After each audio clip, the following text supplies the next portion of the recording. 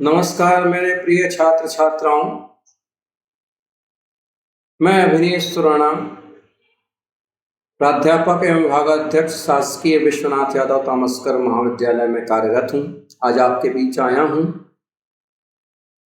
BA भाग 1 हिंदी साहित्य के प्रथम में जो कवि हैं सूरदास,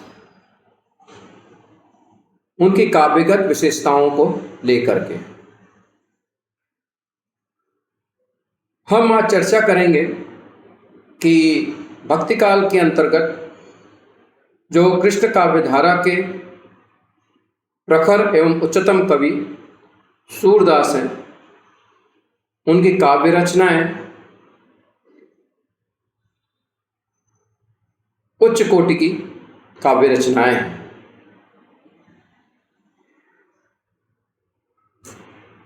अष्टछाप कवियों में या अन्य कृष्ण भक्त कवियों में सूरदास का स्थान सर्वोपरि माना गया है।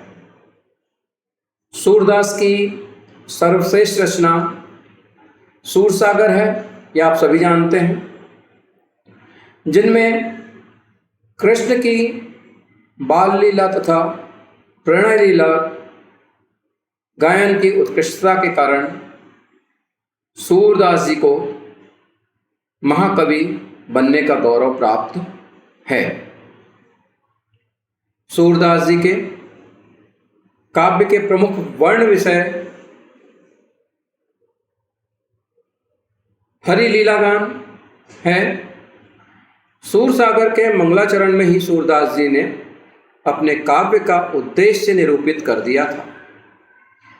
वे इस संदर्भ में कई जगह अपने काव्य में कह गए हैं कि निर्गुण को वे अगम्य एवं अव्यावहारिक मानते हैं। इस कारण से वे कृष्ण की सगुण लीला का बखान करते हैं, उन्हीं का गान करते हैं।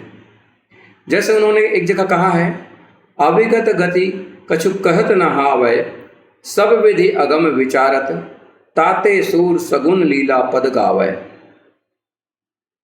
कृष्ण की लोक रंजनकारी लीलाओं के वर्णन में सूरदास की भावपरक तन्मयता दर्शनीय है।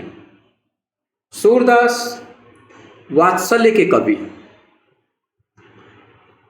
उनका बाल वर्णन हिंदी साहित्य में अन्यतम है। उसकी तुलना अन्य किसी कवि से की ही नहीं जा सकती। सूर के वात्सल्य के एक एक पद अनेक भाव छवियों से अलंकृत है। भावना की मधुरता के साथ कल्पना की उच्च उड़ान, सूर की अन्य सरस सूझ है, जिसके कारण भावों की पुनरावृत्ति होने पर भी वर्णात्मक प्रसंगों में कहीं भी निरस्ता नहीं आने पाती। सूर के सामने कृष्ण की सुंदरता का सागर लहरा रहा है।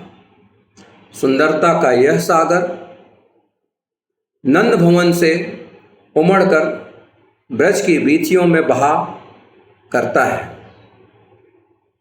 जैसे उन्होंने एक जगह लिखा है, शोभा सिंधु न अंत लहीरी, नंद भवन भरी पूरी उमंग, चल ब्रज की बिथिन फिरत बहीरी। सूरसागर में सूरदास जी ने कृष्ण के अंग प्रत्यंग के असंख्य भावपूर्ण चित्र उतारे हैं तथा सौंदर्य की सरस अभिव्यक्ति की है।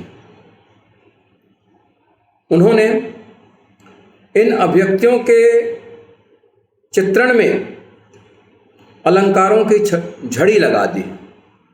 सूरदास जहाँ एक ओर पुत्रवती माता के वात्सल्यपूर्ण हृदय को छूने में समर्थ हुए हैं, वहीं दूसरी ओर वे वियोगिनी माता के करुणा कलित हृदय में बैठकर स्वयं रोते हुए प्रतीत होते हैं। माता यशोदा की वात्सल्यपूर्ण लोरियां तथा माता हृदय की अनेक अभिलाषाओं के चित्रण में सूर के हृदय की तन्मयता दर्शनीय है। इसी प्रकार किलकत हरि जसोदा की कन्या में एक शिशु का उल्लासपूर्ण चित्र देखते ही बनता है। बाल स्वभाव का वर्णन कवि ने मनोवैज्ञानिक धरातल पर किया है। कृष्ण की बाल क्रीड़ाओं में उनकी चंचलता तथा सरलता सराहनीय है। हरि अपने आगे कछु गावत, तनक तनक चरणन सो नाचत, मन ही रिझावत। बाल स्वभाव के चित्रण में सूरदास ने बालहट के साथ बालकों की पारस्परिक स्पर्धा का भी भाव अंकित किया है। बाल वर्णन में कवि का मन सबसे अधिक माखन चोरी में रमा है। ग्वाल सखाओं को साथ लेकर कृष्ण प्रतिदिन ब्रज में घर घर कुछ न कुछ उपद्रव करते ही रहते हैं। गोपियों को यह असह्य हो जाता है। आखिर हानि की भी कोई सीमा होती है। अतएव वे कृष्ण को लेकर उन पर आरोप लगाते हैं माखन चोरी का और उनकी माता के सामने चले जाते हैं और उनसे शिकायत करते हैं, उपालंभ करते हैं। जैसे जसोदा कहाँ लाओ की जय कहानी, दिन प्रति कैसे सही परत है दूध दही की हानि। सूरदास ने प्रेम लीलाओं के चित्रण में राधा कृष्ण को केंद्र बनाकर उनकी साहचर्य भावना द्वारा प्रेम का क्रमिक विकास दिखाया है। सौंदर्य में आकर्षण साहचर्य के द्वारा प्रगाढ़ प्रेम में परिणत हो जाता है। राधा कृष्ण की प्रथम परिचय में आकर्षक का अपरिहार्य प्रभाव देखिए।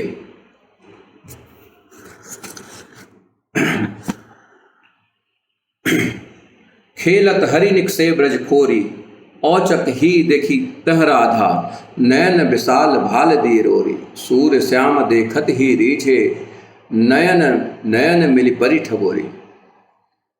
चिरकालिक साहचर्य के कारण कृष्ण के प्रति बाल्यकाल का प्रेम यौवनकालिक प्रेम में परिणत हो जाता है। जैसा कि आचार्य हजारी प्रसाद द्विवेदी का कथन है, बाल्यकाल के सखा सखी यौवनकाल के सखा सखी बन जाते हैं। सूरदास ने गोपी कृष्ण की जिस प्रणय लीला का वर्णन किया है वह प्रेम निर्मल, वासना रहित और निष्कलंक है। ग्रामीण जीवन के उन्मुक्त प्राकृतिक वातावरण में इस प्रेम का नैसर्गिक विकास हुआ है और यही कारण है कि कृष्ण समस्त ब्रजभूमि में आबाल वृद्ध वनिता के कलकंठहार बन जाते हैं। प्रेम का उदात्त पक्ष लेकर उसके समाज व्यापी स्वरूप का चित्रण सूर की मौलिक सूझबूझ है। संयोग सुख का चरम पर्यावसान रासलीला में देखने को मिलता है, जहाँ सौंदर्य, प्रेम, संगीत, नृत्य की मधुर सरसता में जड़ चेतन सभी एकाकार हो जाते हैं। संयोग की अपेक्षा वियोग वर्णन में कवि की आंतरिक आकुलता बोल उठी है। सूर की विरहमयी उक्तियाँ आत्मव्यंजना परक है। आचार्य रामचंद्र शुक्ल ने इस विरह वर्णन को भावात्मक स्वीकार किया है। उनके कथनानुसार परिस्थितियों की पृष्ठभूमि में विरह का चित्रण नहीं किया गया है। सूर के विरह वर्णन को पढ़कर ऐसा प्रतीत होता है जैसे गोपियों को कृष्ण वियोग में रोने धोने के अतिरिक्त और कोई काम नहीं रह गया है। संयोग सुख की क्षणिक झलक दिखाकर कृष्ण मथुरा चले जाते हैं दिन बीता, रात आई, ग्रीष्म बीता, बरसात आई, पर कृष्ण मथुरा चले गए। किंतु गोपियों के प्रियतम कृष्ण फिर भी नहीं आए, और आया भी तो कृष्ण का संदेश, वह भी ज्ञानी उद्धव द्वारा।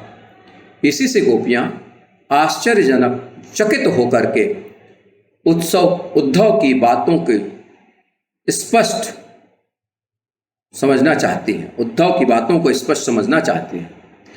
हम सो कहत कौन सी बातें, सुन उद्धव हम समझत नाही, फिर बूझत है ताते।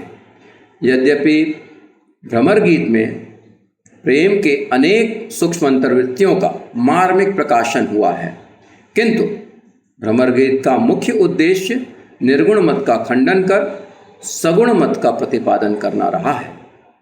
गोपियाँ तथा उद्धव प्रेम और ज्ञान के प्रतीक हैं।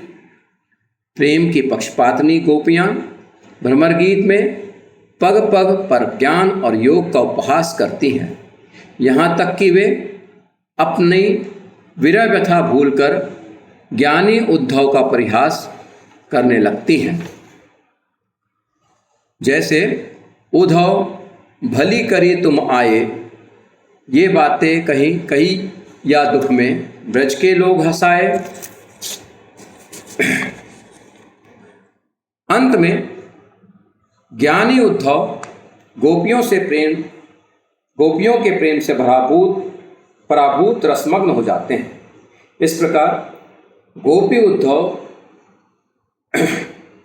संवाद के ब्याज से सूरदास ने ज्ञान का प्रतिकार कर उस पर प्रेम की विजय दिखाई है। इसका प्रधान कारण सूरदास का सांप्रदायिक आग्रह प्रतीत होता है। सूर साहित्य में कलात्मक सौंदर्य अपने चरमोत्कर्ष पर है। ब्रज की कोमल कांत पदावली में संगीत की स्वर लहरी के साथ रागात्मक वृत्तियों की सरस अभिव्यंजना के कारण सूर के कलात्मक सौंदर्य में अपूर्व निखार आया है। अभिव्यक्ति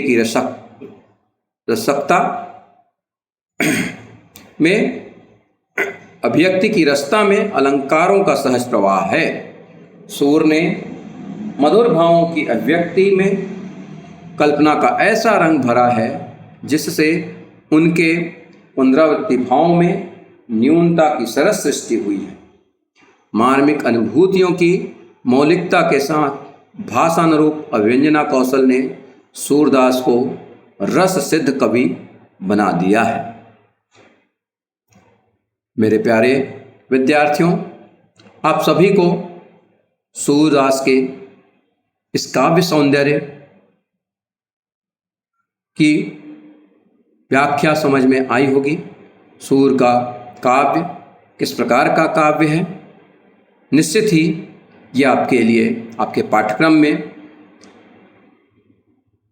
जो बातें रखी गई हैं उसके समीचीन सिद्ध होंगी।